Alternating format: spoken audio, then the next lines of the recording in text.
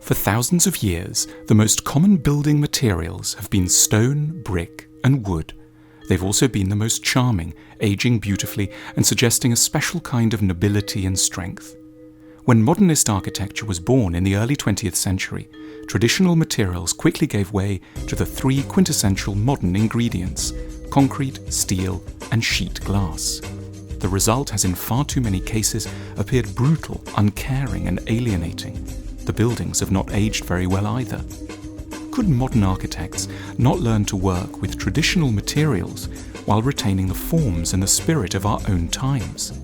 This is the question so beautifully answered by one of the greatest of all modernists, the American architect Louis Kahn. Kahn was born in Russia in 1901 and emigrated with his parents to the US at the age of 3.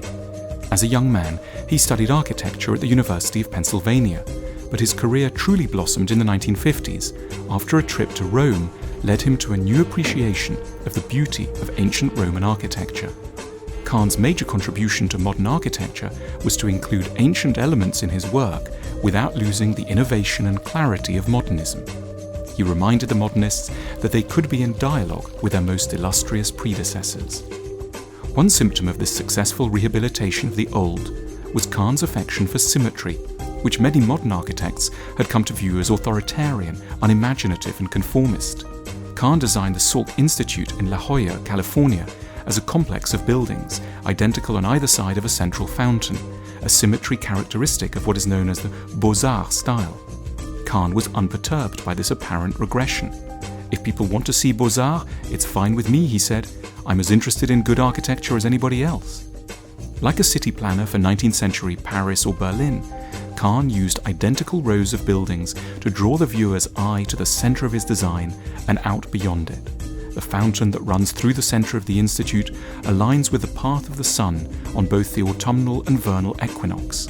Kahn used symmetry not as an aesthetic default, but with great intentionality to provide one with a sense of balance, focus, and momentum. Kahn also managed to create a feeling of grandeur rarely seen in modern architecture. We might gape at the height of a skyscraper, but rarely does it evoke the kind of awe that a great cathedral can generate. Kahn managed to reintroduce a feeling of magnificence into modern works. In the Yale Center for British Art, he draws the viewer's eyes upwards to the high windowed ceiling, much as though it were the dome of a church. Even the staircases create a sense of lofty space and height. Rather than resorting only to steel, concrete, and glass, Kahn regularly sought out a wide variety of older and more sensory materials.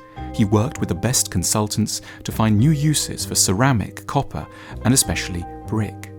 Kahn liked cleverly to juxtapose older and newer materials, like oak with concrete.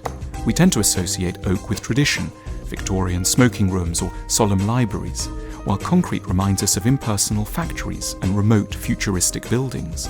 But put together, the two mediums demonstrate strikingly different, yet remarkably complementary virtues. The wood gives off a feeling of warmth and domesticity, while concrete provides a sense of strength and stability. The combination subtly promises a reconciliation between the old and the new, between comfort and security.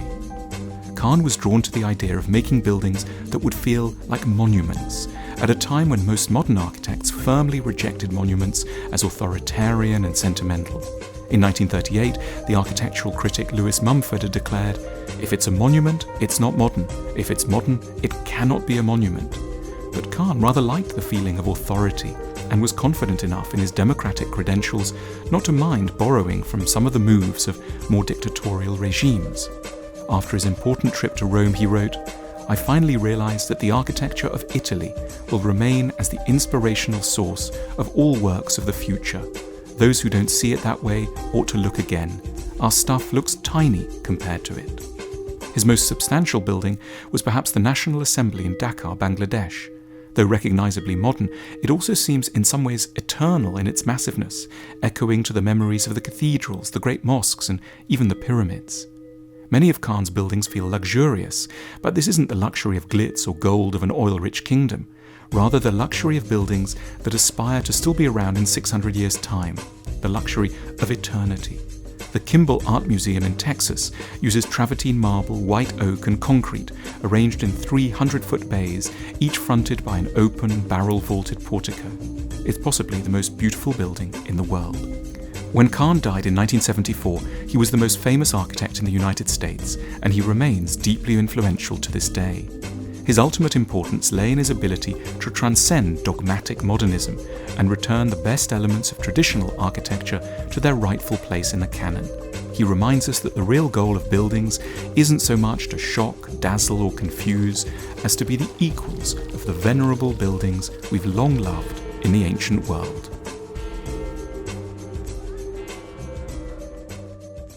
Our online shop has a range of books and gifts that address the most important and often neglected areas of life. Click now to learn more.